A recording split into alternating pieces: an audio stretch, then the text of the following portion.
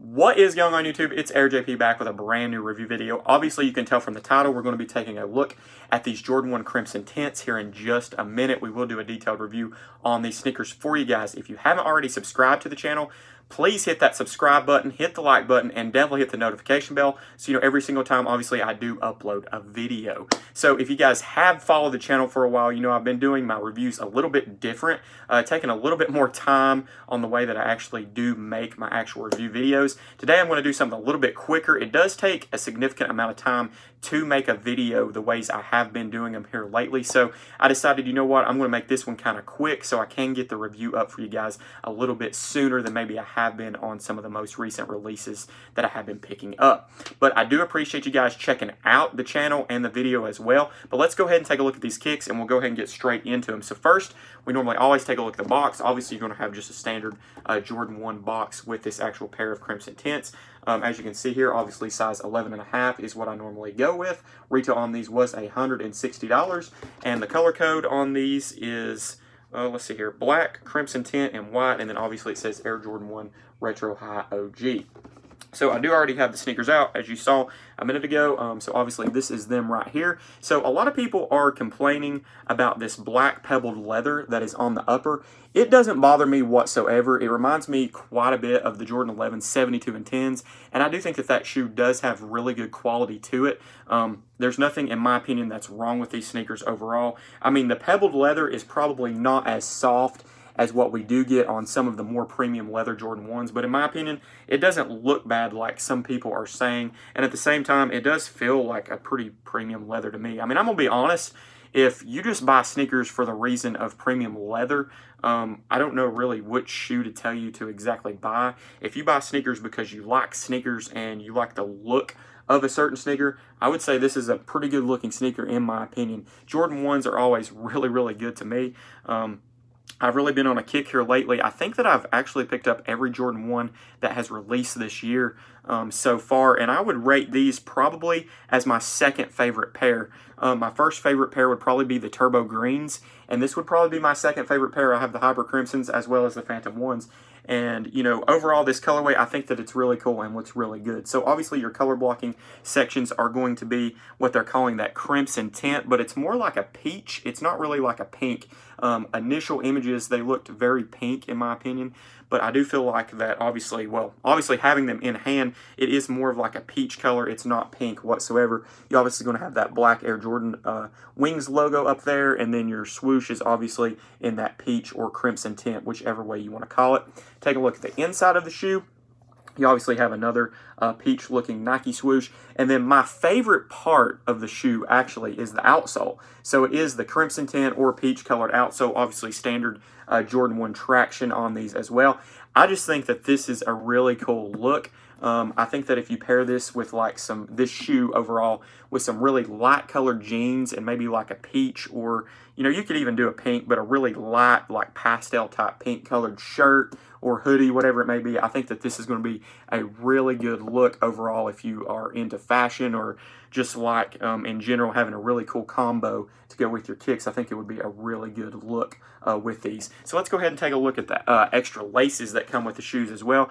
So this is kind of weird to me. This is probably the weirdest part of the shoe overall.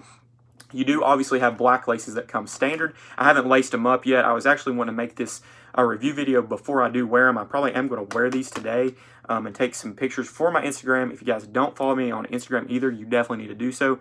AirJP11 is my username. It is the exact same, obviously, as my YouTube channel name, so it's pretty easy to find me on both platforms. But anyways, standard black laces. It does come with 2 extra pair of laces. You do have these peach or pink or crimson tint, as I said, whichever way you want to call them. They do have green tips on them. I'm not really sure what the green is about for this actual shoe. There's nothing on the shoe that is green whatsoever, except for in the insole. We'll take a look at that here in just a second.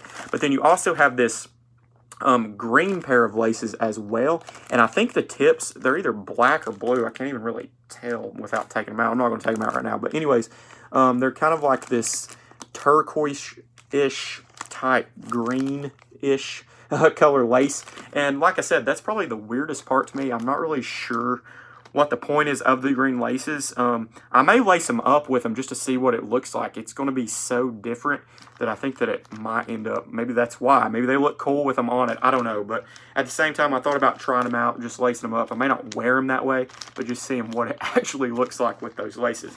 Let's go ahead. I didn't show you guys the tongue. Obviously, you're going to have that black standard Jordan 1 nylon tongue. Then on the top of the tongue, obviously in that peach or crimson tint, is your Nike Air.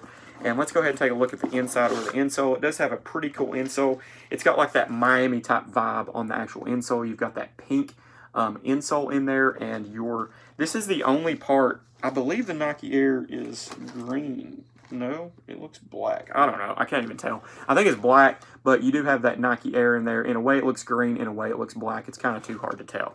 But you know what I've been thinking about doing here lately?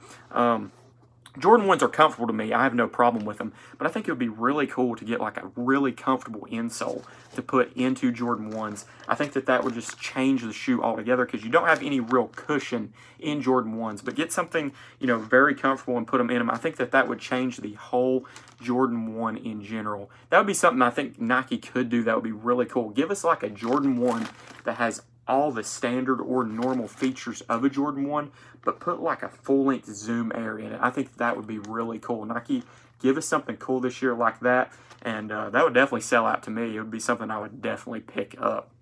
But overall, guys, that's pretty much all that I really have to show you with these Jordan 1 Crimson Tints. They are still sitting at certain places. I really don't know. I saw it on my Twitter. Actually, I have the shoes, so I'm not really paying that much attention to where they are still sitting at. But I did see this morning a couple of notifications were sent to me that you could still pick them up in certain sizes. So if you are still wanting to get them, you can probably still get them at certain places. And then StockX obviously has them. I know before they released, they were only going for like $20 over retail. And a lot of times before a sneaker releases, if you can get it for like $20 or $30 over retail, when they do release, normally they go even below retail. But the last thing I do want to say about these is this is one of those shoes that I feel like if you don't pick them up now, you're going to see images and you're going to be like, man, I wish I would have picked those up. I would say in like 2 or 3 years from now, this shoe could be worth a decent amount of money if it's something that, you know, people do want later on. But obviously, you know, right now, resale prices aren't going to be that high. I'll be honest, you guys know that I obviously do a lot of reviews on sneakers. I don't buy any pair of sneakers with the intent to resell it. I've probably resold 20 sneakers in my whole sneaker career. And what I mean by that is basically that I never buy a pair of shoes to resell it. I buy them all to wear. So hopefully, you know, if you're in the game for the same thing as me to wear your shoes, you'll understand that if you want them, you'll pick them up to wear them. If not, then you'll just pass on them and go to the next thing. But guys, I really do appreciate you, and I really do thank you for checking out this review video today. I hope you enjoyed it. I know it's a little bit different, as I said, than my previous videos that I have been doing, but I did want to get this review video up for you guys. So if you were still debating or on the fence about picking up the shoes or not. But thanks again for tuning in. I really do appreciate it, and we'll be back very, very soon with some more sneakers. Peace.